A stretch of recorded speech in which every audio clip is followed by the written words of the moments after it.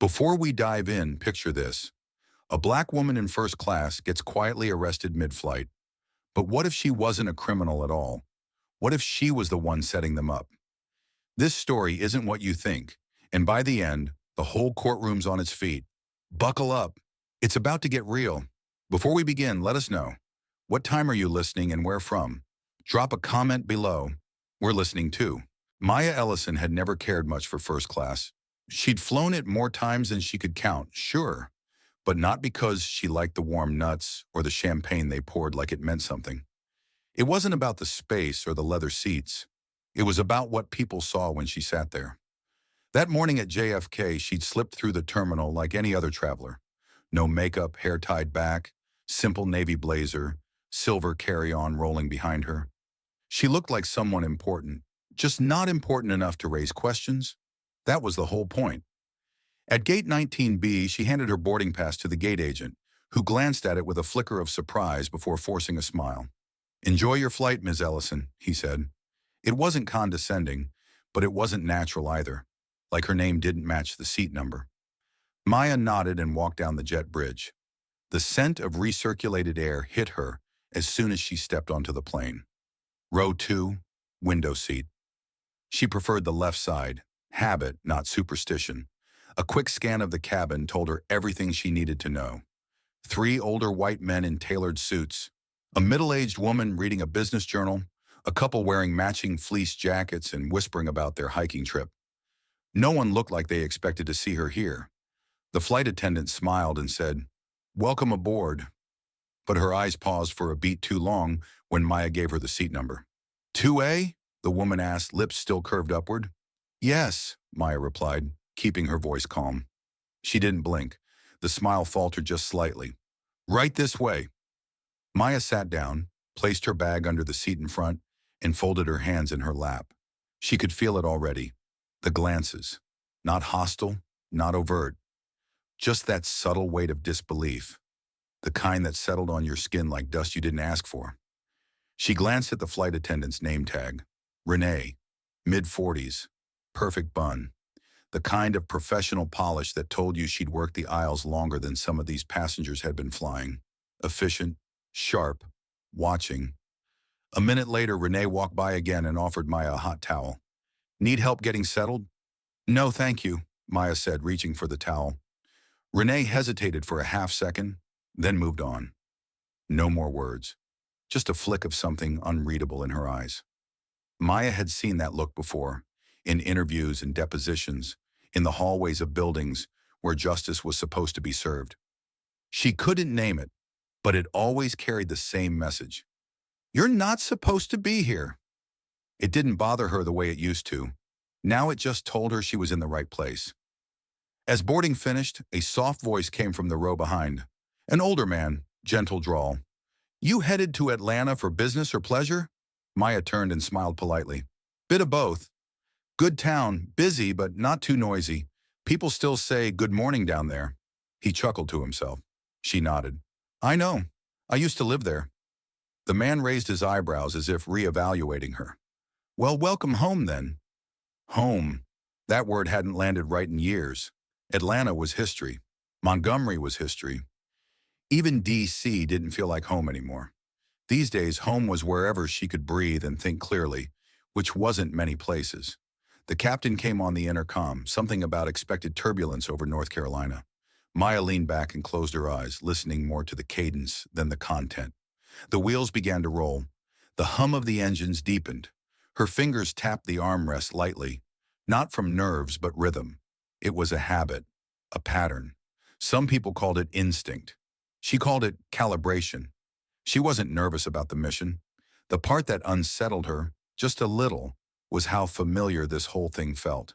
The scrutiny, the silence, the invisible boundary lines being drawn around her seat. She'd volunteered for this. She'd walked into it with her eyes open. And yet, there was still that old ache, that heaviness in her chest when she felt the rules shift for people who looked like her. Not shouted rules, quiet ones, unwritten ones. The kind that could close a door without touching it. The flight took off with a gentle roar. New York disappeared beneath them. Maya reached into her blazer pocket and touched the folded photo of her mother. Just the edge of it. A ritual. Valerie Ellison had scrubbed floors in airports long before Maya ever boarded a plane. She never flew anywhere. Never had the money, never had the reason. But she used to stand by the terminal windows and watch them take off, whispering, "One day, baby. One day, you'll sit up there." And now she did. Every mission, every case, every time someone asked to see her boarding pass twice. The plane leveled out. Renee passed by again with drinks. She asked the man in 2B if he wanted bourbon, then looked at Maya. "Something to drink?" "Just water," Maya said. Renee blinked. "Sure." She poured it with precise movements, set the glass down on the tray with a quiet clink. Maya smiled, slow and deliberate. "Thank you." Renee didn't smile back. It was small, that moment, but Maya filed it away. Along with the name, the pattern of footsteps, the way the cart tilted when it passed by. The little things people didn't think twice about until someone did. She took a sip of water. Cool, tasteless, necessary. Then she looked out the window, past the clouds, and allowed herself one long, slow breath. No matter how many times she did this, it always started the same. Not with a bang. With a seat by the window and a woman who didn't blink fast enough. And that was how Maya Ellison knew. It was going to be a long flight. It started with a glance. Not the kind that lingers too long, not even one you'd notice if you weren't looking for it. But Maya had spent too many years reading people, decoding things they didn't mean to say. And Renee Callan, well, she said a lot without ever opening her mouth. The first time was when Maya asked for a second glass of water. Renee didn't flinch, didn't sigh, but there was a stiffness in the way she turned, like her body had to remind her not to react. She poured it and handed it over, same as before, but there was no eye contact this time. No smile, just a smooth motion, then gone. And maybe that's where most people would have left it. But Maya wasn't most people. Around her, the plane hummed with quiet. A few snores from the back, the low, steady buzz of air vents. Somewhere 2 rows up, someone coughed, wet and quick. The man next to her, 2B, had put on headphones and was watching something on his tablet. She caught glimpses of explosions, subtitles, and mouths moving too fast to follow. Renee came back down the aisle again, slower this time, pushing the drink cart. She stopped to speak to another flight attendant. Their conversation was hushed, but Renee nodded toward Maya's brow. Twice. Maya watched through half-lidded eyes, her face calm, unreadable. Her training taught her to keep her breathing steady, her gaze loose. You learned more when people thought you weren't paying attention. And then came the second time. "Miss Ellison," Renee said, voice soft but tight. "I'm going to need to verify your ticket again." Maya didn't move right away. She let the moment stretch a little. "Is there a problem?" she asked, tone casual. Renee offered the same practiced smile, but her hands were tense around the scanner. "Just a quick check.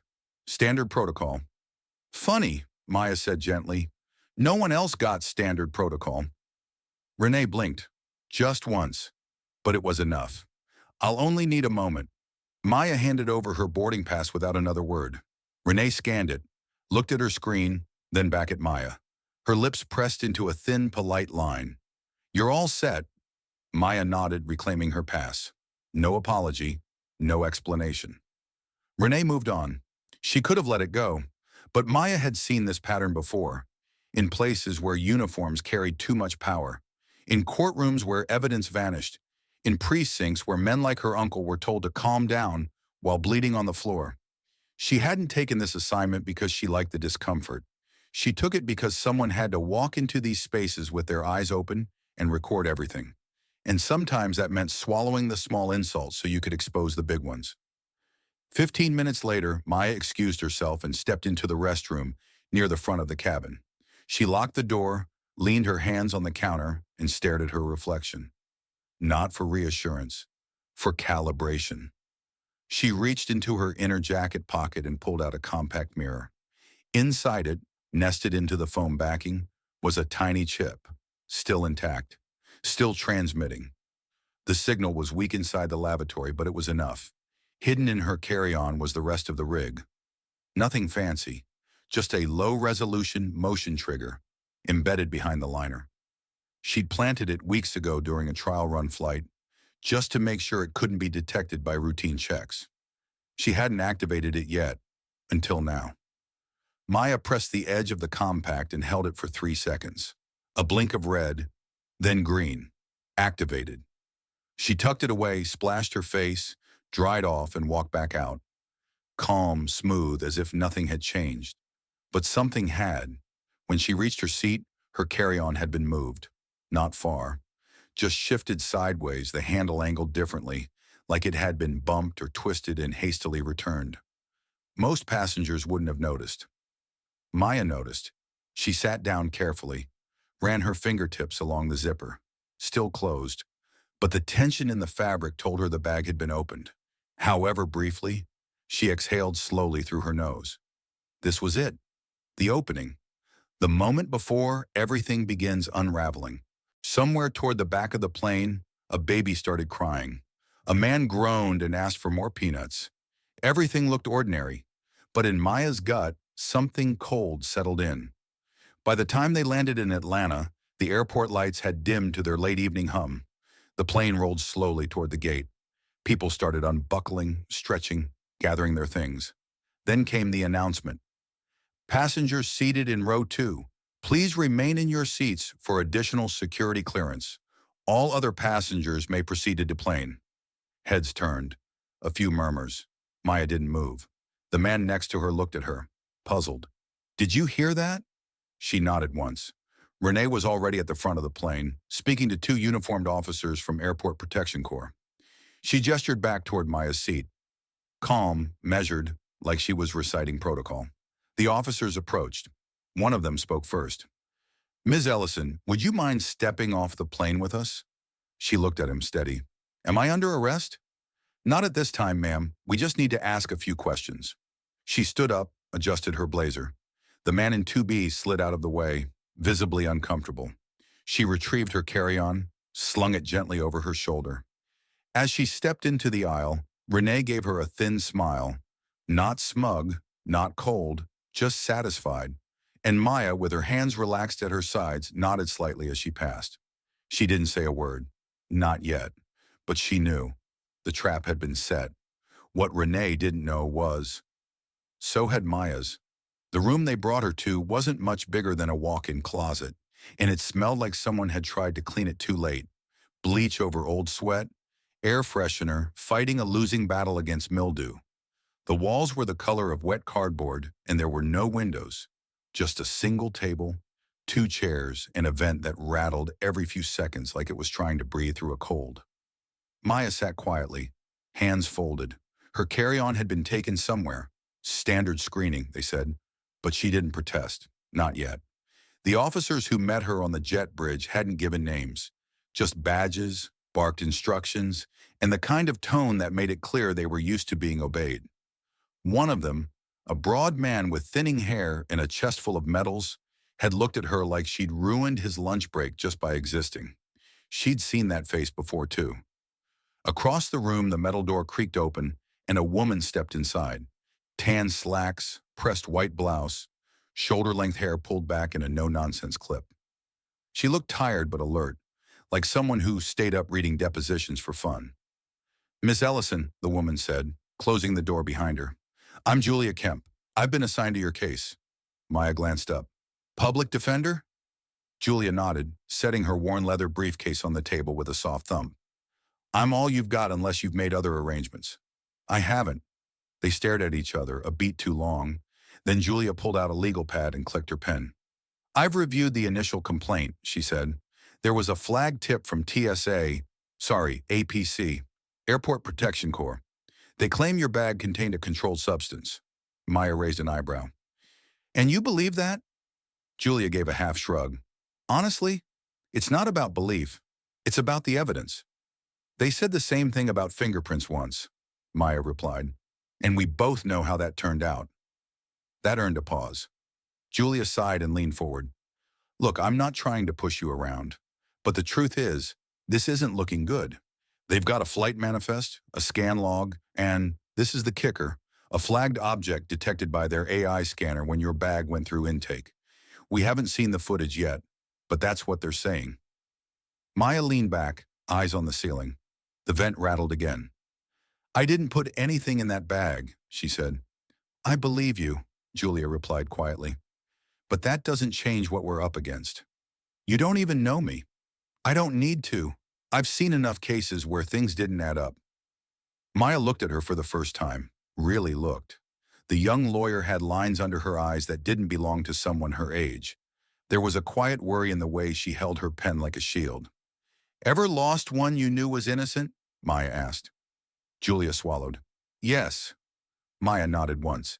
Then you know why I'm not taking a deal. There was a long pause. Julia opened her mouth, then closed it again. She flipped through a few pages, pretending to read something she'd already memorized. They're going to offer one, she said. Probably 5 years, maybe 3 with good behavior. That's generous. No, Julia replied, voice tightening. That's strategic. If you take the deal, they get their numbers, close the case, move on. And if you fight it and win, they risk exposure. Julia didn't answer. She didn't have to. Maya sat forward slowly. I need one thing from you, Julia. Just one. Julia looked up. Don't assume I'm here by accident. The young lawyer's expression shifted. Her lips parted slightly, not in shock, but in recalibration. Like she'd just been handed a new version of the story and didn't quite know where it fit yet. Before she could respond, there was a knock at the door. A heavy-set officer stepped in and handed Julia a thin envelope. Evidence list, he said flatly. She took it, waited until the door closed, then opened it carefully. Inside were 3 pages, typed, stamped, clipped together. Julia read through the top sheet, then frowned. What is it? Maya asked. Your bag, Julia said slowly. It was logged in with a timestamp of 4:37 p.m. I boarded at 4:52. Exactly. They locked eyes. Julia didn't say anything more. She didn't need to. The implication hung in the air between them, sharp and sudden. Someone had accessed Maya's luggage before she even stepped onto the plane. Julia slid the envelope back into her folder, more gently this time. Maya leaned back again, her voice low. Still think I should take the deal? The young lawyer didn't answer right away. Instead, she folded her hands and sat there, staring at the vent as it rattled. There were stories she had believed in her life, stories about law and order, about justice and fairness. But something about the woman across from her made those stories feel like bedtime tales told to kids who didn't yet know better. Julia finally spoke, her voice barely above a whisper. I'll start digging. Maya smiled. Good. She reached into her coat pocket, pulled out a pen with no cap, and wrote a single line on the legal pad Julia had left open. Just 2 words. Watch Renee. Julia looked at the name, then back at Maya, and for the first time since walking into that room, she realized this case wasn't about one woman in the wrong seat. It was about the people who had been sitting comfortably for far too long. Julia didn't sleep that night, not because of anything loud or dramatic, just the kind of restlessness that creeps in when something doesn't sit right. She'd gone home, changed into an old hoodie, made a pot of decaf, and sat at her kitchen table with the evidence list laid out in front of her. It wasn't just the timestamp anymore. It was the phrasing. The phrasing in those reports always gave things away. Tiny choices of language that felt too careful. Like how the officer had written suspected residue, not confirmed, or how the bag was flagged, but no image was attached. That alone was odd. She logged into her case portal, fingers tapping quicker now. She pulled up a standard request form and submitted an official motion. Obtain footage from the cabin camera near row 2. Then she paused. Her cursor hovered. They wouldn't give it to her easily, so she added another request, unofficially. She shot off an email to a contact she hadn't spoken to in months. Wade Ramos, a security officer who once owed her a favor after she got his teenage son out of a trespassing mess. Wade, she typed, need quiet eyes on a Pinnacle Air flight, JFK to ATL, 2 days ago.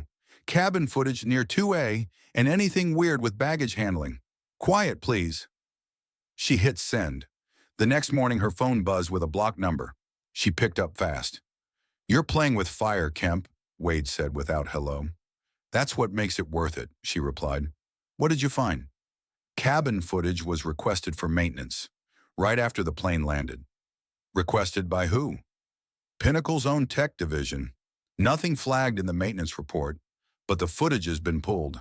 Won't be restored unless someone from Federal demands it. Julia's heart dropped.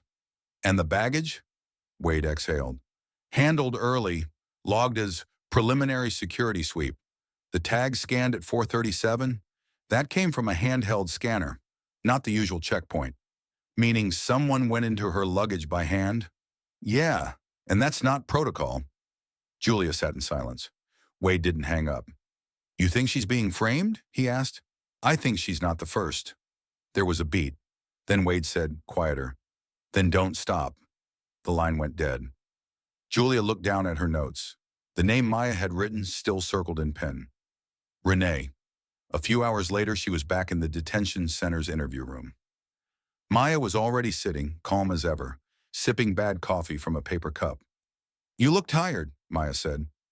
Julia sat down across from her. You were right. About the bag. About Renee. She took out her laptop and turned it toward Maya. A paused video was on the screen.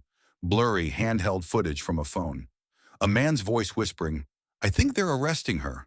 And there, clear as day, was the moment Maya was let off the plane. Behind her, barely in frame, was Renee, watching, not reacting, just waiting. I got this from a man who was sitting behind you, Julia said. He sent it anonymously this morning. Maya leaned closer. Her eyes didn't widen. She didn't gasp. She just watched. Then she said, Walt. Julia blinked. You know him? Not really, but he asked me if I was headed to Atlanta for business or pleasure. Julia smiled, though it didn't quite reach her eyes. He was paying attention. We all are, Maya said softly. The question is, who pretends they're not? Julia exhaled. I've got enough to start pushing harder. I can file for the original footage, though it'll take time. And I think we might have to pull Renee into discovery. At the very least, we can make them squirm. Maya took a slow sip of her coffee. Let's make them more than squirm. There was a moment of quiet between them, not empty, but thick with shared purpose. Then Julia hesitated. There's something else. Maya raised an eyebrow. I found something in the database, a sealed personnel file, not from the court. From the bureau, Maya's expression didn't change, but something in her posture shifted. Just a hair. Julia continued. It had a name. Yours. Clearance level above anything I should have been able to see. Maya said nothing. Julia leaned in. Are you FBI? Maya met her eyes steady. If I say yes, everything changes. You'll have to report it. The case will move. The charges might vanish. But so will the chance to expose what's really going on. And if I say nothing, then we keep fighting like we are. Julia let out a breath and sat back. This is insane, she muttered. You're either the most reckless person I've ever met or the most prepared. Maya tilted her head. Why not both? They both smiled, just briefly. Then Julia straightened. All right, I'm in. No shortcuts, no deals. We do this the hard way. Maya nodded. It's the only way that matters. Julia packed up her things, stood, and paused at the door. One more thing. Maya looked up. They've done this before. I found 2 other cases, almost identical. Both pled out. Names? I'll get them to you. Maya leaned back in her chair, staring at the ceiling as Julia left the room. It was happening. The pattern was there. Now they just had to make the world see it. And this time, she wouldn't let it slip through the cracks. The morning air in the holding facility tasted like old coffee and disappointment, the kind that clung to your throat even after you swallowed. Maya sat on the edge of her cot, elbows on her knees, hands clasped, eyes steady on the scuffed concrete floor. Her orange jumpsuit was clean but stiff, like it had never been worn long enough to soften. They thought this would shake her. Isolation, slow process, silence. But what they didn't realize, what people like Renee and her partners always forgot, was that Maya had trained in silence. She'd learned how to listen to things people didn't say. Like the way Renee's voice never went up in volume, but dipped a half tone when she was lying. Like how the APC officers avoided eye contact when they cuffed her, as if looking her in the face would force them to remember she was human. But most of all, it was the confidence. The smug, practiced confidence that only came from people who believed they couldn't be touched. That was the tell. The steel door clanked open. Footsteps. Then the sound of a file slapping against metal. Maya didn't look up. "Got something for you," came a familiar voice. Officer Madsen, broad-shouldered and always chewing on the inside of his cheek like he was hiding a secret behind his molars. He tossed a folder onto the table. Discovery materials. Maya stood, walked over, and flipped it open. A few pages in, she paused. There it was. Photos. Grainy stills from the airport's overhead camera system. Her, walking. Her, boarding. Her, seated. But something was off. The timestamp from the gate camera showed 4:38 p.m. She hadn't even arrived at the terminal until 4:43. Her jaw tightened, just slightly. Madsen leaned against the wall, arms crossed, clearly watching for a reaction. "You don't seem too surprised." Maya closed the folder slowly. "That's because you're not very good at hiding it," he snorted. "People like you always think you're smarter." "No," Maya said softly. "I just pay attention." He pushed off the wall and approached her, close enough she could smell the stale mint on his breath. "You've got a bad attitude for someone in your position." Maya stared at him. "You've got a shaky hand for someone who falsified timestamps." That landed harder than she expected. His jaw ticked. He shifted his weight. Then he leaned in closer, voice low. "You think this is a game? That badge you're hiding behind doesn't mean a damn thing down here." Maya didn't blink. "We'll see." He laughed once, sharp and humorless. "You're not walking out of this one, sweetheart." He turned and walked out. Maya stood still for a moment, letting the door slam shut behind him. Then she picked up the folder again. Her eyes scanned every page, every line of metadata. And there, buried in the corner of one photo, a blur, barely noticeable. But it was Renee, standing just behind a baggage cart, staring straight at Maya's luggage. She wasn't wearing her uniform yet. That image wasn't supposed to exist. It was enough. Not proof. Not yet. But a crack. She sat back down on the cot, smoothed out the papers, and began folding one of them into thirds. Later that day, Julia arrived, exhausted but charged with energy. Her eyes were bloodshot, but she didn't waste time. "They've officially filed charges," she said. "Possession with intent." Maya just raised an eyebrow. "No mention of conspiracy?" "Not yet, which means they're either hiding something or they think they don't need to." Maya handed her the photo. "I need you to get this enhanced." Julia looked at it, then frowned. "Is that?" "Yes." Julia pulled out her phone. "I've got a guy." "No digital trail," Maya warned. "This doesn't leave your hands." "I'll go analog." Maya smiled faintly. "Old school, I like it." Julia sat down, flipping through the other discovery pages. "You were right. This isn't a first-time thing. I found another case. Same gate, same terminal. Black woman, solo traveler, first class. She pled out last year. Name? Monique Darby. She works for a nonprofit in Baltimore now. I reached out. She's scared, but she'll talk." Maya leaned forward. "That's our witness. And maybe more." They sat in silence for a few moments, papers spread across the table between them. Julia finally asked, "How long have you been watching her?" "Renee." Julia nodded. 8 months, Maya said. "She wasn't even the original target, but the patterns kept pointing back. To her, to her crew, the ones who know the routines, who handle the luggage, who know who's supposed to sit where." Julia was quiet. Maya continued. "People like her never plant the whole bag. Just enough. Just a trace. A packet. An ounce. So when it gets found, it looks small but serious. The perfect size for a deal. A confession. A number for the board. And if someone refuses, they stack on resistance, tampering, contempt, until the system wears them down." Julia rubbed her temples. "How many more do you think there are?" Maya looked at her. "Enough." The silence stretched again. Then Maya said, "We need to rattle her. Make her act out of character." Julia smiled slightly. "I might know how." Maya raised an eyebrow. I filed a motion for witness list disclosure. If she sees her name in our filings, she'll panic. Maya nodded. Do it. As Julia stood to leave, Maya added, oh, and one more thing. Julia turned back. If they ask why I'm not taking a deal, Julia waited. Tell them, Maya said, because nothing just happens. And when people like Renee got nervous, that's when they started making mistakes. Renee Callan sipped her tea the way she always did. 2 sugars, 1 cream, a slice of lemon she never actually used. She was sitting in the employee break room at Pinnacle Air's Atlanta hub, legs crossed neatly, watching the screen above the coffee machine flash breaking news about airport delays. Her posture was composed, her face calm, but her fingers tapped out a nervous rhythm on her thigh. Across the room, 2 newer flight attendants whispered to each other in hushed tones. Renee knew they were talking about her. She didn't need to hear the words.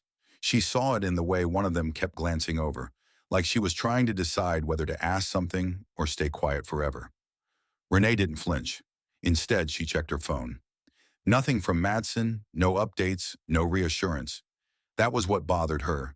She prided herself on control, on knowing when to smile, when to nod, when to say just enough to sound innocent. But this time, she could feel something slipping. Not big, not loud. Just that slow, sinking feeling in her stomach, like watching a glass teeter on the edge of a table and knowing it's going to fall. Then her phone buzzed. One new email. From Legal Department, Pinnacle Air subject, witness disclosure, Ellison case. She tapped it open and froze. Her name was there, on the list, filed by the defense as a potential witness with material knowledge of pre-boarding protocol and passenger handling. No accusations, no direct claims. But that wasn't the point. They were signaling. Renee's hand tightened around her phone. So tight the plastic casing creaked. She forced herself to breathe, slow and quiet. Then she stood, nodded politely to the girls across the room, and walked out. Once outside, she stepped into the corner of the parking deck, away from cameras, and hit call. Madsen answered on the second ring. Where the hell are you? She hissed. I'm handling it. Clearly, you're not. They don't have anything solid. They don't need solid, Renee snapped. They have me listed, on record. You understand what that means? There was a pause. I'll talk to Hemley, Madsen said. We'll lean on the judge. Get the list sealed. It's noise, Renee. They're fishing. They're not fishing, she said coldly. They're circling. Madsen exhaled. I'll deal with it. You'd better, she replied and hung up without waiting for more. Renee leaned against the concrete wall, closed her eyes. She remembered Maya's face as she was escorted off the plane. Calm, controlled. Too calm for someone who should have been afraid. Now it made sense. She'd seen that face before. Not from passengers, but from people who were hunting. And this time, it wasn't some rookie with an attitude. This was a woman with a plan. Back at the detention center, Maya sat on the cold bench of the holding cell. She'd skipped breakfast. The food tasted like chalk anyway. She didn't need it. What she needed was momentum. Julia arrived at 9:07 a.m., folder under one arm, a coffee in the other. I think we hit something, she said, setting the cup down. Renee's name showed up in the visitor log at Pinnacle's baggage security office 3 times in the past 6 months. She doesn't have clearance for that, Maya said. Exactly. Maya smiled, just a little. There's more, Julia added, flipping open the folder. I talked to Monique Darby. Maya leaned in. She's scared, Julia said, but she remembered something. She said right before she got arrested, the flight attendant who called the officers gave her a weird look. Cold. Empty. Like she already knew what was coming. Maya nodded. That's the look of someone who's done it before. I've filed a motion to depose Renee. They're going to fight it. Let them. Julia hesitated. And Hemley. Still pretending to be impartial? Hardly. He submitted a motion to block the camera footage request. Claimed it's a matter of airline proprietary procedure. Maya laughed under her breath. Of course he did. Julia looked up. You sure about going public? You sure about using your name? Once this breaks, they'll throw everything at you. Not just legal, personal, career-ending kind of stuff. Maya's gaze didn't waver. This was never about saving my name. It's about dragging theirs into the light. Julia exhaled slowly, folding her hands. You know, if you weren't sitting in a jumpsuit right now, I'd think you were running for office. Maya smirked. I'd never make it past the first debate. They both laughed, just briefly. Then Maya's expression grew serious. It's working. Julia tilted her head. What is? She's rattled. How can you tell? Maya's voice was steady. Because women like Renee don't panic unless the lies stop feeling safe. And we just made her feel unsafe. Outside the windowless walls of the holding room, the sun had started to climb over Atlanta, casting long shadows through the cracks in the courthouse steps. And somewhere in a private office on the other side of town, Renee Callan was staring at her own reflection, trying to remind herself that she still had control. But in her chest, where calm should have lived, something unfamiliar had begun to twist. It wasn't guilt, it was fear. There was a rhythm to detention, a slow, grinding tempo that dulled everything around it. Lights came on at the same time. Meals arrived without flavor or warning. Time stretched out like someone had yanked the hours until they sagged in the middle. But Maya wasn't there to count hours. She was waiting for a window, and it came 2 mornings later. She was called out of her cell earlier than usual. The hallway smelled like old coffee and damp concrete. When she reached the interview room, Julia was already there. Hair tied back, blazer wrinkled, and a legal pad with more scribbles than lines. I think I just saw the crack, Julia said without preamble. Maya sat. Talk to me. They're trying to change the narrative, Julia explained, flipping open the pad. This morning, the prosecution filed an updated charge memo. They added a clause, intent inferred based on prior suspicious activity. Maya raised an eyebrow. They're laying groundwork. Exactly, for character attacks, for reputation bombs, for smearing you before you ever get a chance to speak. And Renee, they're shielding her, claims she's a third-party witness with no direct involvement, tried to get her excluded from discovery. Maya smiled without warmth, which means they're scared. Julia nodded. And it gets better. I got a tip from a friend inside the courthouse clerk's office. Someone tried to seal your case history entirely, not just redact the usual information. Seal the whole thing. Maya leaned back. Now that's interesting. Julia took a breath. There's more. She reached into her briefcase and pulled out a photo, an enhanced still image from the airport camera. Renee, not in uniform, not in a secure zone, standing near a service entrance behind the baggage chute. Timestamp is 1 hour before boarding, Julia said. Maya stared at the photo. Her fingers brushed the edge like it might dissolve. This is enough to drag her into the conversation, Julia added. Maya nodded slowly. She'll feel the pressure. She's not trained for the long game. A silence fell between them, not tense, but heavy, like they both understood what came next would be the shift. Not the explosion, but the inhale before it. Julia closed the folder and met Maya's eyes. If we move forward with this, there's no going back. They'll come after your badge, your name, everything you've worked for. Maya was quiet for a long moment. Then she said softly, I didn't take this case to protect a name. Julia leaned forward. Then why? Maya looked down at her hands, calloused fingers, the faded scar near her wrist from a fall in training, a nick across her knuckle from her first field case. She turned her hands over. When I was 8, she began, my mom worked the night shift cleaning gates at Montgomery Regional. She'd come home with her uniform still smelling like jet, A-fuel, and cheap sanitizer. One night she told me she got written up for sitting on an empty passenger seat while waiting for a trash cart. Just a second. Not hurting anyone. Julia stayed silent. She laughed it off, Maya continued. Said, guess my skin made the leather uncomfortable. And then she went right back to work the next night. A long breath left her.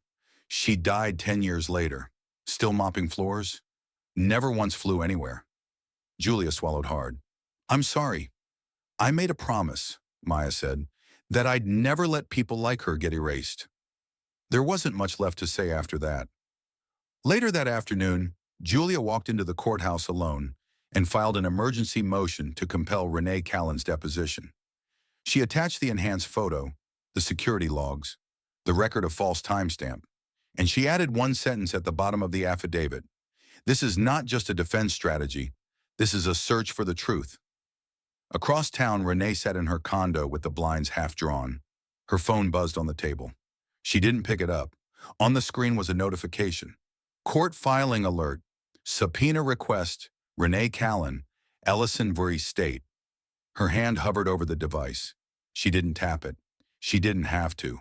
She already knew what it meant, and somewhere inside her, the old armor started to crack, not from force, but from pressure, silent, relentless.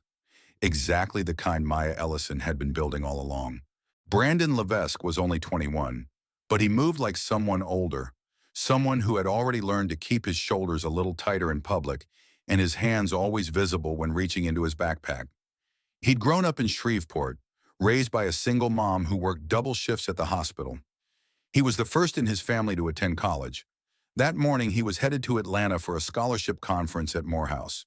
Dressed neat, button-down shirt, pressed khakis, shoes he'd shined himself the night before. He boarded Pinnacle Flight 608 with a one-way ticket purchased by the school, and he had no idea that his seat, 3A in first class, was the kind of seat some people didn't expect someone like him to fill. The flight attendant greeted him with a smile that didn't quite reach her eyes. Blonde hair tucked into a perfect twist. Her name tag read, Callan. "Is this your seat, sweetheart?" she asked, tilting her head just enough to seem polite. "Yes, ma'am," Brandon said, offering his boarding pass. She scanned it quickly. "Oh, okay, all right." The tone wasn't hostile, just surprised, like something about him didn't fit. He didn't think much of it. Until halfway through the flight, when she came by again and asked almost too casually, "Is this your bag up here?" Brandon looked up at the overhead bin. "Yes, ma'am." She smiled again. "Just checking. We had a mix-up on the last flight. Never hurts to double-check." He nodded, but his stomach twisted. When they landed, the APC was waiting. They walked him off the plane quietly. No cuffs, no scene. Just firm hands and the quiet explanation that something flagged during the flight. They asked him to open his backpack. Inside, stuffed into the side pocket he never used, was a clear plastic pouch with 2 tiny bags of white powder. Brandon froze. His hands started shaking. He tried to explain. He'd never seen it. He didn't even know what it was. But no one listened. They rarely did. By the time Maya heard about it, she was sitting in a gray-walled conference room with Julia, going over transcripts. Julia's phone buzzed. She checked it once and immediately opened the browser, eyes scanning the screen. "Oh no," she muttered. Maya looked up. "What?" "Another passenger," Julia said. "Just like you. Same airline. Same pattern. Young black male. First class. Airport arrest. It's already trending." Maya took the phone, reading the details. Then she put it down gently, eyes darkening. "They're still running it," she said, "even with you breathing down their neck." "Because they think it still works," Julia replied. "Because it has worked." The air between them felt heavier now. Maya stood and walked to the window, where a sliver of late-afternoon sun fought its way through the narrow slit of glass. "This kid," she said softly, "he won't have a lawyer like you. He won't have a file to drop on a desk. He won't have backup." Julia said nothing. Maya turned back. "We need to move." "I already submitted the deposition motion. They've been served." "That's not enough," Maya said. "We go public." Julia blinked. "Now?" "They're escalating. So do we." Julia hesitated. "That means putting your name on record, your title, everything." Maya didn't flinch. "Good. You'll lose your cover." "I'm done hiding." Julia studied her. "Are you sure this is the right moment?" Maya nodded slowly. "It's not about the moment. It's about what we leave behind." They sat in silence for a beat. Then Julia said, "Okay, I'll reach out to the reporter at AJC, the one who called after your hearing." Maya handed her a folded note. "Use this name. She helped build the pattern I'm tracking." Julia opened the note. One name, Monique Darby. "I'll start with her." "Good." Before Julia left, Maya added quietly, "Get a statement from Brandon's mother. If she's willing, they always listen differently when it's a mother." Later that night, Maya sat alone in her cell, eyes closed, hands on her lap. She could hear the hallway noise, the low hum of fluorescent lights, a TV playing the news 2 rooms down, footsteps of tired guards. She thought of Brandon. She thought of her mother, waiting for a trash cart at gate 12, written up for sitting down. She thought of every passenger who'd ever been asked twice for their boarding pass. Every student who'd learned to carry receipts for things they never bought. Then she whispered to the dark, "This ends with me." The words weren't dramatic. They weren't loud, but they were real, because the system had gotten used to its patterns, and patterns can be broken. The courthouse hallways had a certain kind of hush to them, not silence, but the heavy quiet of people pretending not to listen while they listened to everything. Polished floors, fluorescent lights, echoes of footsteps bouncing off marble walls. It was a place built to look like order, even when the truth underneath was chaos. Maya stood in the hallway outside courtroom 6B, shackled at the wrists and ankles. The clinking of the chains was subtle, but steady.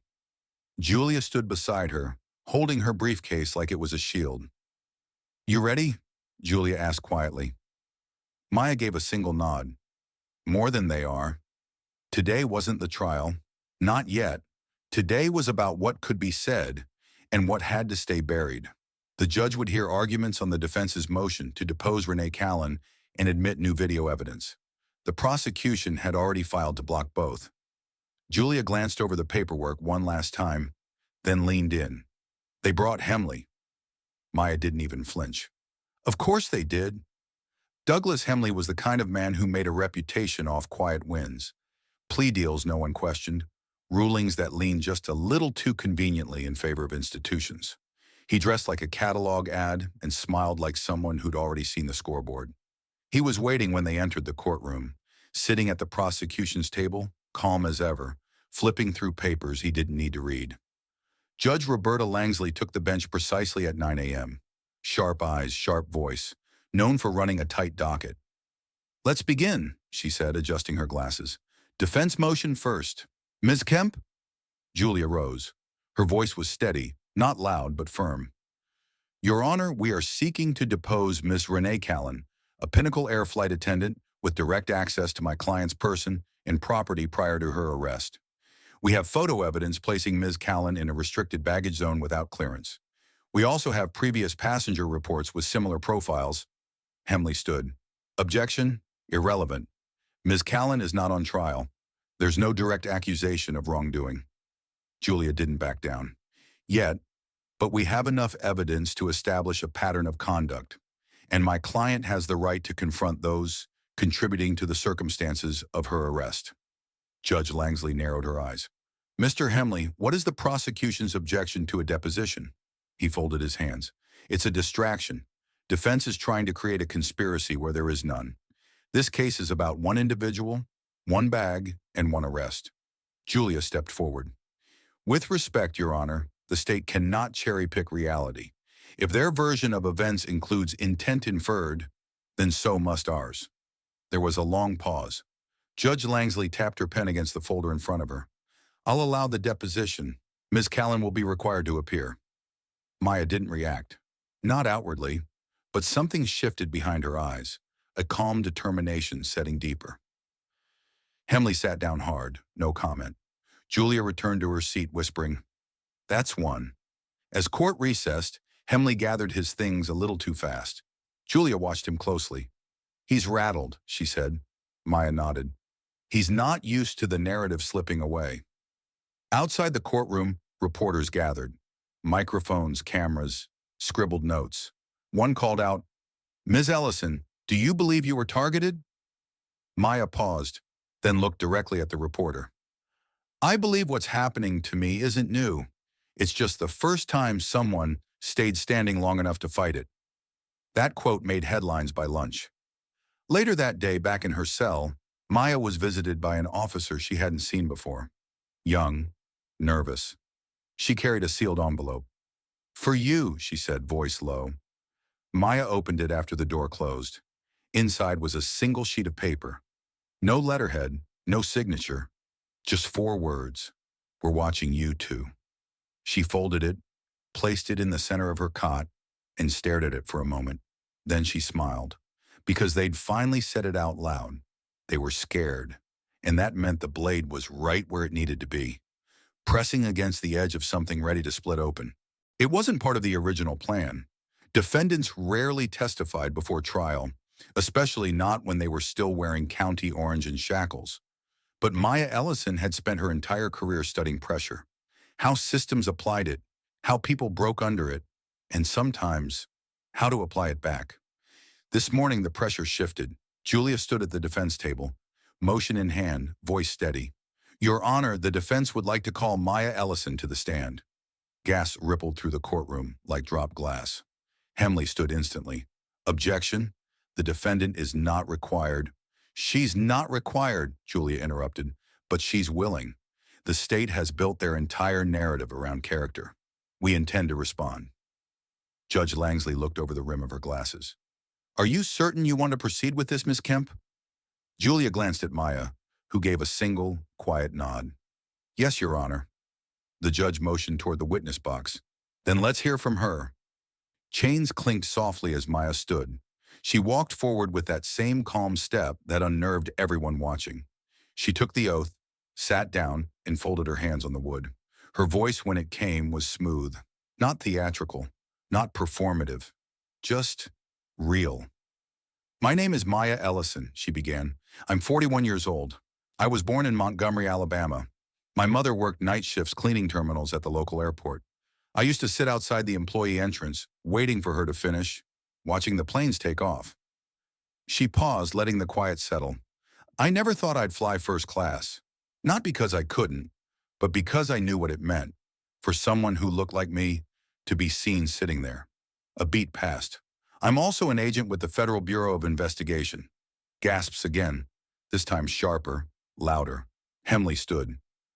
"Your Honor, this is..." Judge Langsley raised a hand. "Let her finish." Julia stood as well.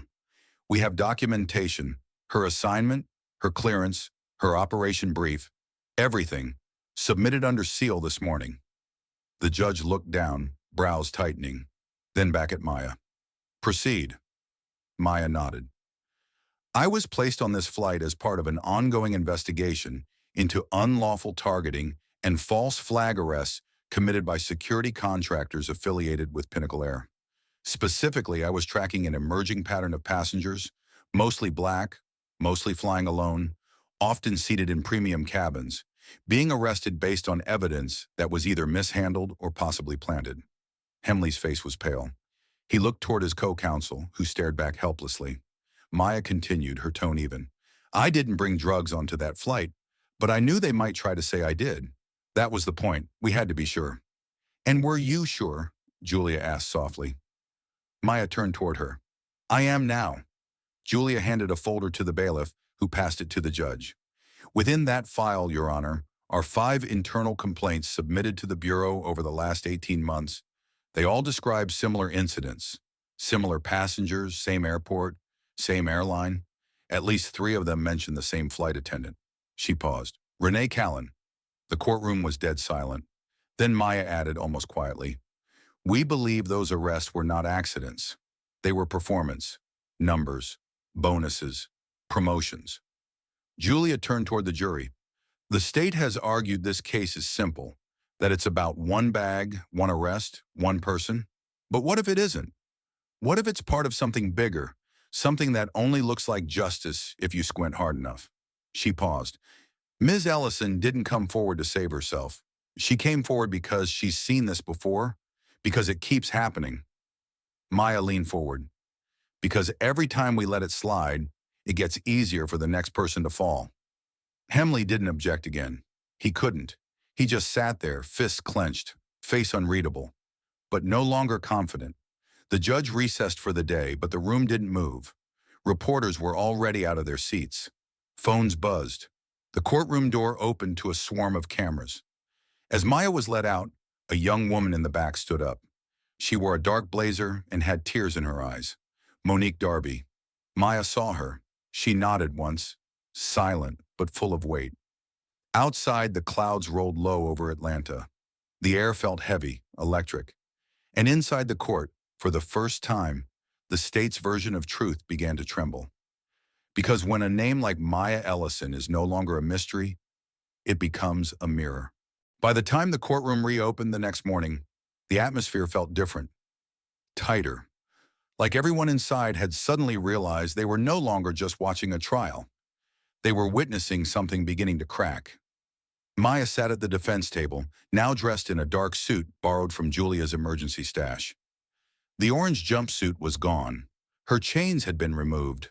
The shackles, symbolic or not, had been replaced with presents. Across the room, Hemley looked like a man who had run out of road. His tie was crooked.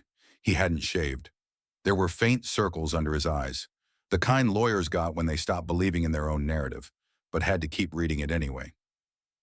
Judge Langsley entered the courtroom and called the session to order. Her eyes passed over the crowd with something new behind them. Not bias, not sympathy. Just focus, like a surgeon deciding whether to cut. The court will now hear arguments regarding the admissibility of new evidence submitted by the defense, she said. Proceed. Julia stood and approached the screen set up in front of the jury. Your Honor, members of the jury, we've recovered footage from Flight 608's cabin camera. Though the airline claimed the feed was erased for maintenance, we obtained a mirror copy from a third-party maintenance subcontractor that had not yet been overwritten. She clicked play. The footage was grainy, black and white, but clear enough. There was Maya, seated in 2A. Quiet, still. There was Renee Callan moving down the aisle. Her eyes scanned the overhead bins, not just in Maya's row, but in the ones behind and ahead. She paused beside Maya's bag, reached up, and opened it. There was no search, no passenger concern, no safety check, just a smooth, practiced hand sliding something inside. The courtroom went still, not silent, just breathless. Julia paused the video. No announcement was made, no prior notice.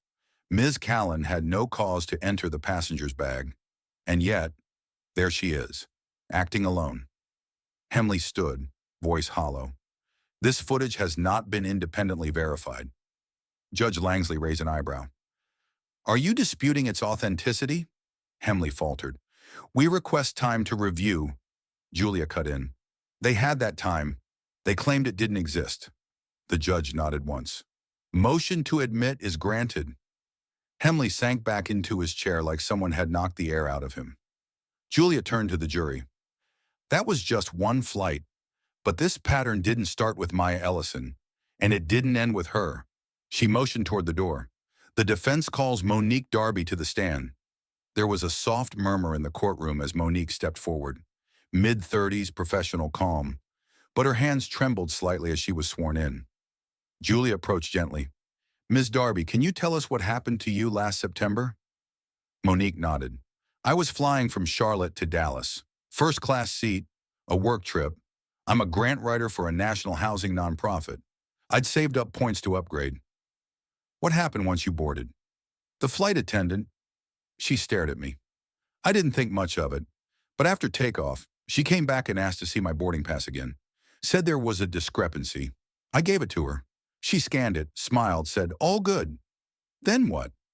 20 minutes later, 2 security officers boarded during an emergency stop in Nashville. They said there was suspicion of possession. Searched my bag. Found a sealed pouch I'd never seen. I was arrested, spent the night in holding. Julia's voice was quiet. Were charges filed? Number it was dropped. They said the evidence chain wasn't clean, but I lost my job. I haven't flown since. Do you remember the name of the flight attendant? Monique swallowed. It was Renee Callan. Gas filled the room again. Julia turned to the jury. How many more? She let that hang in the air. Judge Langsley recessed for the day, face unreadable. As the courtroom emptied, Hemley moved quickly toward the back hall, but Maya saw the twitch in his jaw, the speed in his step. He wasn't walking away, he was running. Later that evening, Renee stood alone in her condo kitchen, the silence pressing against her temples. Her phone had been vibrating off and on all day. Media requests, voicemails from her union, a message from her supervisor asking her not to report for her next shift, pending internal review. She gripped the counter edge. She wasn't used to being the one watched. It wasn't just discomfort now, it was heat, pressure building beneath the floorboards. And Maya? Maya was just getting started, because the cracks weren't the end. They were the invitation. Renee Callan had rehearsed every word. She sat outside the courtroom, spine straight, ankles crossed, hands folded in her lap the way she'd been taught in etiquette class at 19. She wore a soft gray blazer and pearl earrings, subtle, clean, professional, not defensive, not guilty. Her attorney whispered beside her, but Renee wasn't listening. Her focus was on the double doors ahead and the dozen sets of eyes that would be waiting behind them. She'd never been afraid of courtrooms before. She'd testified in flight incidents, HR reviews, even once for a wrongful removal claim. She knew how to speak, how to look reasonable, but she had never had to explain herself like this. The doors opened. A bailiff nodded. Renee stood. Inside the courtroom, the temperature felt colder than the air conditioner could explain. She walked to the stand like it was just another aisle, just another flight. Except this time, there was no cabin door to close behind her, no autopilot to save her. After she was sworn in, Julia approached with her usual calm, carrying only a single notepad. "Ms. Callan," she began, "how long have you been a flight attendant with Pinnacle Air?" 17 years, Renee replied smoothly. "And in that time, have you ever faced disciplinary action?" "No," Julia nodded. "You've testified before, correct? In administrative hearings?" "I have." "Do you consider yourself careful with procedures?" "I do." Julia took one step closer. "On the day of Maya Ellison's flight, did you enter her overhead bin?" Renee hesitated. Just a blink. But it was there. "I may have. I don't recall exactly." Julia raised her eyebrows. "You don't recall entering a federal agent's luggage during a flight?" "I wasn't aware she was a federal agent at the time," Renee said quickly. "But you were aware she was a passenger in first class?" "Yes." "And that she was a black woman, flying alone?" Renee's fingers tightened slightly around the edge of the witness box. "That's correct." Julia paced slowly. "Was there anything about her behavior that concerned you?" "No," Renee said, voice clipped. "Then why did you ask to recheck her ticket after she was seated?" "It was..." Renee paused. "Standard protocol. There was a boarding pass misprint on the prior flight." Julia turned to the jury. "Do you see now how something small becomes the story?" She turned back. "Let's talk about the footage." Renee's smile faltered. "You were seen opening the bin above Miss Ellison's seat, not checking bags, not responding to a concern, just opening it." "I didn't remove anything," Renee said. "No," Julia agreed. "You placed something." "I did not," Renee snapped, the edges of her voice suddenly sharper. Julia stepped back. "You're under oath, Miss Callan." "I know that." Julia let a long silence hang. "Then tell us plainly, did you plant anything in Miss Ellison's luggage?"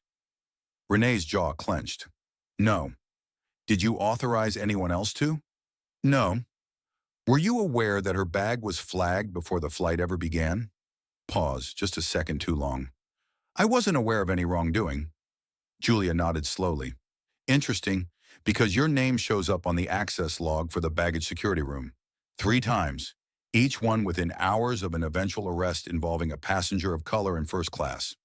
That proves nothing. It proves a pattern." Renee gripped the stand tighter.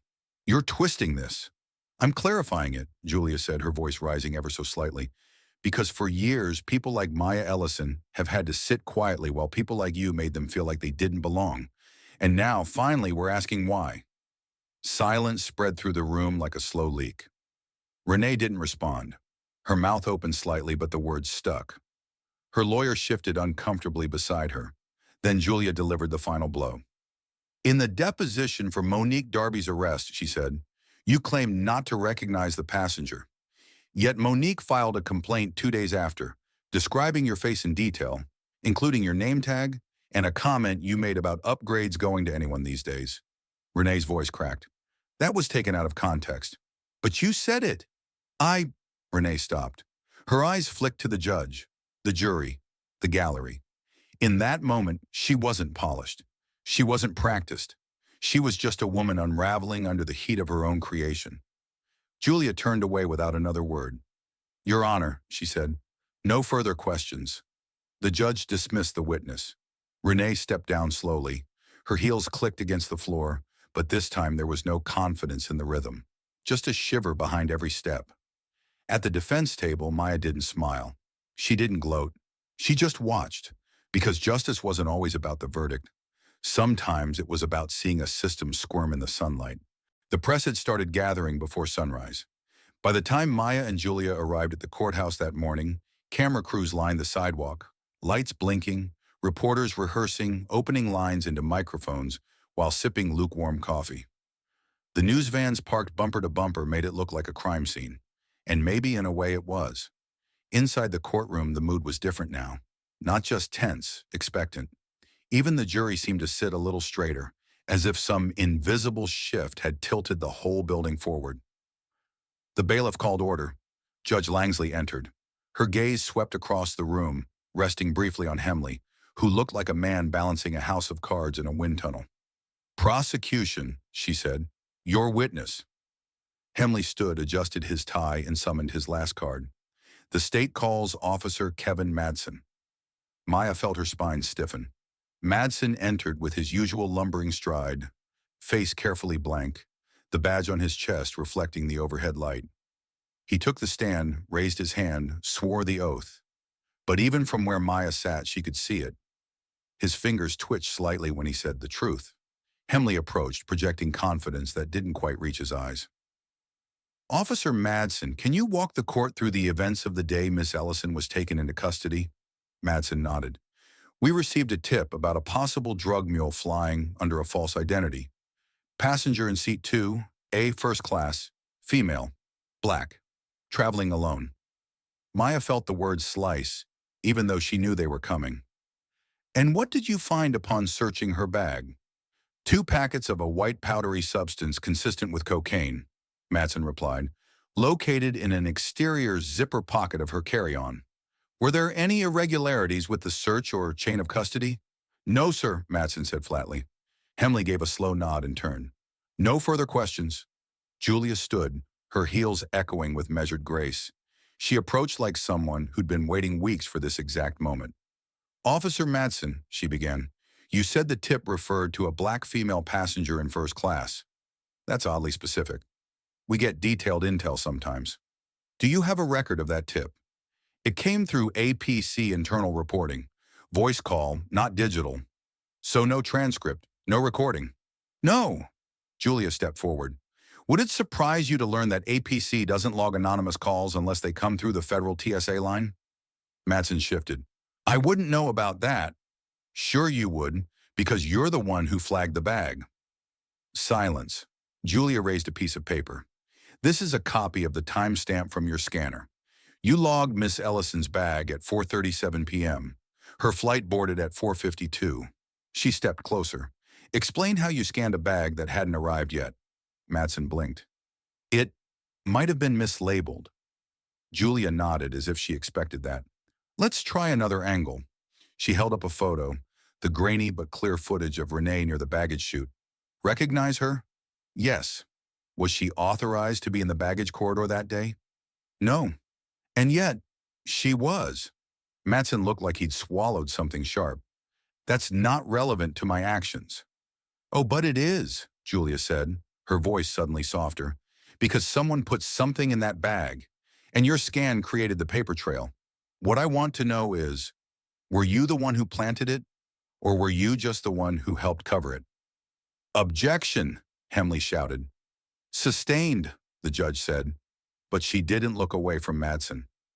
Julia didn't press. She let it hang there heavy. Then she said, almost gently, "Do you know how many passengers have been arrested under similar circumstances in the last 2 years?" Madsen didn't answer. "I do," Julia said. 17, 12 of them people of color, 10 flying alone, 8 seated in first class, every single one booked by APC, 3 charged, the rest pled out, no trials, no investigations, no press." Madsen's jaw flexed. She leaned in, not threatening, just steady. "This isn't about one case. This is about a pattern, and you know that."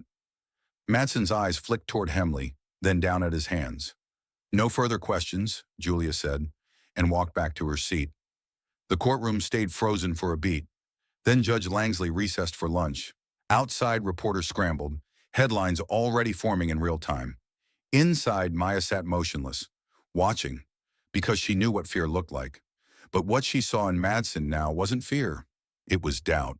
And doubt was how truth got in, like light through a crack in a locked door. It rained that afternoon, not a downpour, just a steady drizzle that made the city streets shine like spilled mercury. Outside the courthouse, umbrellas bloomed like nervous flowers. Inside, the air felt tighter. Even the walls seemed to lean in closer, like they wanted to hear what was coming. The jury returned to their seats slowly, some with fresh notepads, others with faces that looked a little more alert than they had that morning. Something had shifted. They could feel it too. Julia rose from her chair. Her voice was quieter now, not because she lacked confidence, but because she didn't need volume. The facts were loud enough. "Your Honor," she said, "the defense calls Special Agent Maya Ellison." Again. The bailiff called Maya to the stand. This time, there were no shackles. She walked forward in a charcoal blazer, her chin high, her steps measured. The courtroom didn't murmur. It didn't have to. The silence said enough. After she was sworn in again, Julia approached with no binder, no evidence in hand, just a single folded document. "Ms. Ellison," she said, "we've discussed your background, your assignment, and the events leading to your arrest. Today, I want to ask you something simpler." Maya met her eyes. "Why did you choose to do this?" Maya looked down for just a second.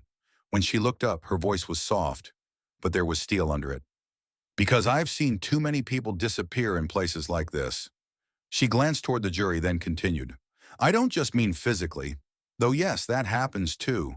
I mean disappear from the story, from the narrative, from the version of truth that people like Hemley have gotten very good at telling." She nodded toward the prosecution table. "People like me, we're often reduced to footnotes, mugshots, statistics. But every one of those arrests has a name, a mother, a purpose, a plan that was shattered by someone who decided they didn't belong." She paused. "And I couldn't let that happen again. Not without doing something." Julia stepped forward. "Would you say your arrest was accidental?" Maya shook her head. It was deliberate, calculated, carried out with the confidence of people who thought no one was watching." Julia held up the folded document. "This is your final report, filed under sealed status with the FBI. Would you like to read the last paragraph aloud?" Maya took the paper, unfolded it carefully. Her voice didn't waver as she read. "Based on cross-referenced data, corroborated testimony, and physical evidence, it is the conclusion of this field operation that the arrest of Maya Ellison was a staged incident. The purpose of the arrest was to boost security metrics via false flags on passengers of color traveling solo in premium cabins. The operation recommends federal investigation into the practices of the Airport Protection Corps and internal review of Pinnacle air security procedures." She folded the page and handed it back. The courtroom remained absolutely still.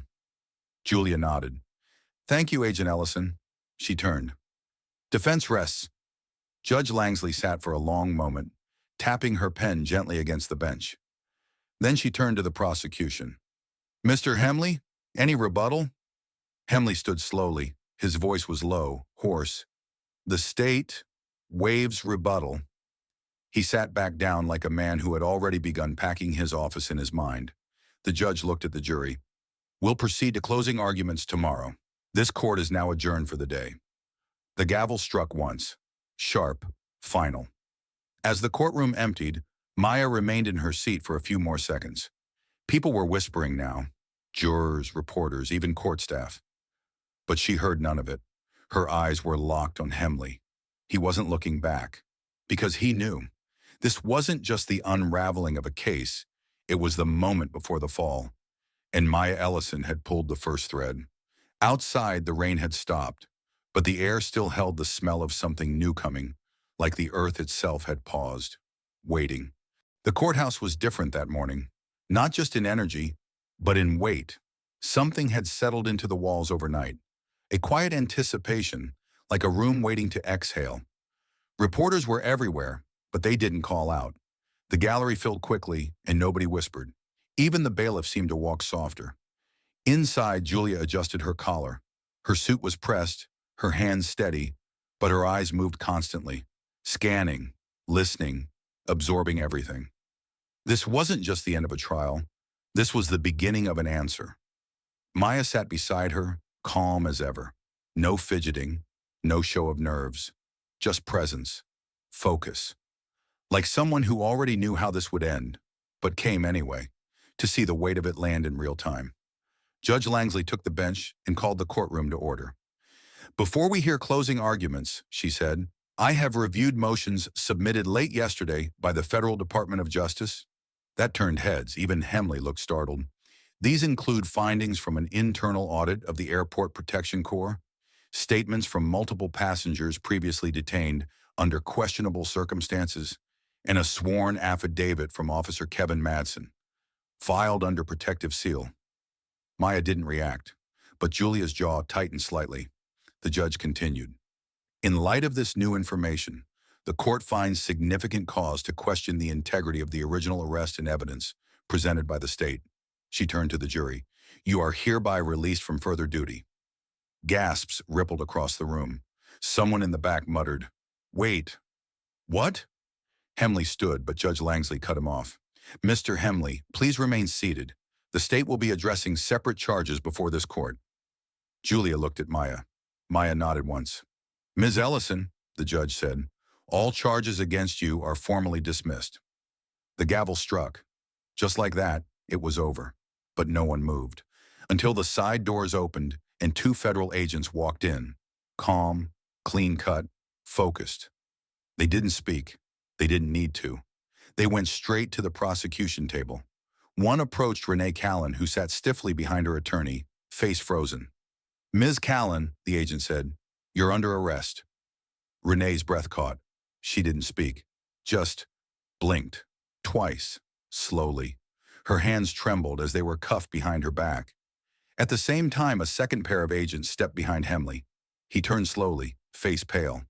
"This is absurd, The agent cut him off. "Mr. Hemley, you're being taken into custody pending charges of obstruction of justice, evidence suppression, and conspiracy to violate civil rights under color of law." He didn't resist. He just looked around the courtroom, once like a man who suddenly realized the exits were real. The silence in the room was total. Then from the gallery, someone began to clap. Slow, steady. More joined in. Not loud, not cheering, just deliberate. Like something was being acknowledged that had been buried too long. Julia exhaled just once. "They did it." Maya turned to her. "No." She stood, her voice quiet but full. "They did it to themselves." Outside the courthouse, the sky had opened up, bright and clear, the rain-washed morning glowing against the old stone steps. Reporters swarmed, but Maya didn't stop. She walked straight through them. A microphone caught her final words as she stepped into the light.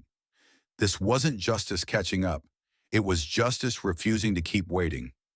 Behind her, Renee was led down the opposite steps, her head down, wrist cuffed. And Maya? She didn't look back, because this part was done. But her work was just beginning. 3 weeks later, the sun rose over Atlanta with that warm southern stillness that made everything feel slower, softer. But inside the old church-turned community center on the corner of Edgewood and Grant, the energy was anything but quiet. Folding chairs filled the room. People of all ages, all colors, leaned forward with notebooks in hand and questions on their lips. On the makeshift stage, beneath a hand-painted banner that read, "Know your rights, protect your story," Maya Ellison stood with a mic in her hand and purpose in her eyes. This wasn't a press event. This wasn't a court hearing. This was something deeper, a return. "Sani, and when I was sitting in that cell," Maya said, voice even but warm, "I realized something I should have known all along. Our stories aren't just ours. They're records, evidence, proof that we were here, that we pushed back, that we refused to vanish." The crowd was silent, not from disinterest but reverence. She glanced toward the second row, where Julia sat beside Monique Darby and Brandon Levesque. Brandon looked different now, head high, eyes bright, not afraid anymore. Maya smiled and continued. "I didn't win because the system decided to be fair one day. I didn't walk out because someone had a change of heart. I walked out because the truth got too loud to ignore. A few people nodded, some clapped softly. She lowered the mic. That's why we're here today. Not just to tell what happened, but to make sure it doesn't keep happening.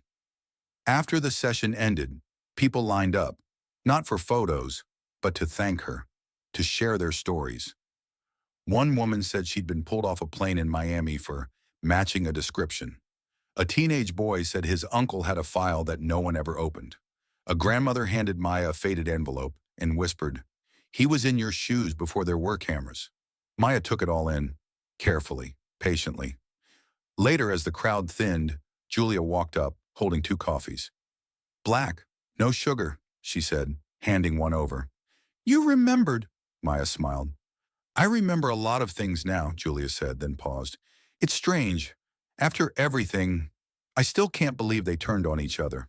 "They didn't turn," Maya said. "They just slipped." And we were finally watching.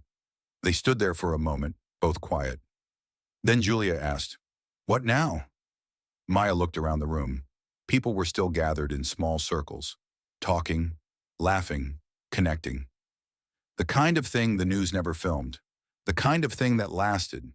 "Now," she said slowly, "we build." "A firm?" "No," Maya said. "A unit. Independent investigators, legal advisors, educators, folks who know how the system works and how to hold it accountable. Not behind desks, in the field, in the airports, in the neighborhoods." Julia smiled. "You recruiting?" "I already did," Maya said. "You just showed up before I could hand you a clipboard." They laughed, but it didn't break the seriousness of what had begun. In the weeks since the trial ended, federal investigations had expanded. Pinnacle Air suspended its contract with APC. Renee Callan was awaiting trial. Hemley had cut a deal, less prison time in exchange for full cooperation. His testimony named 3 more officers. The dominoes were still falling, but for Maya, the real victory wasn't in the convictions, it was in the cracks. Because systems don't shatter from one strike.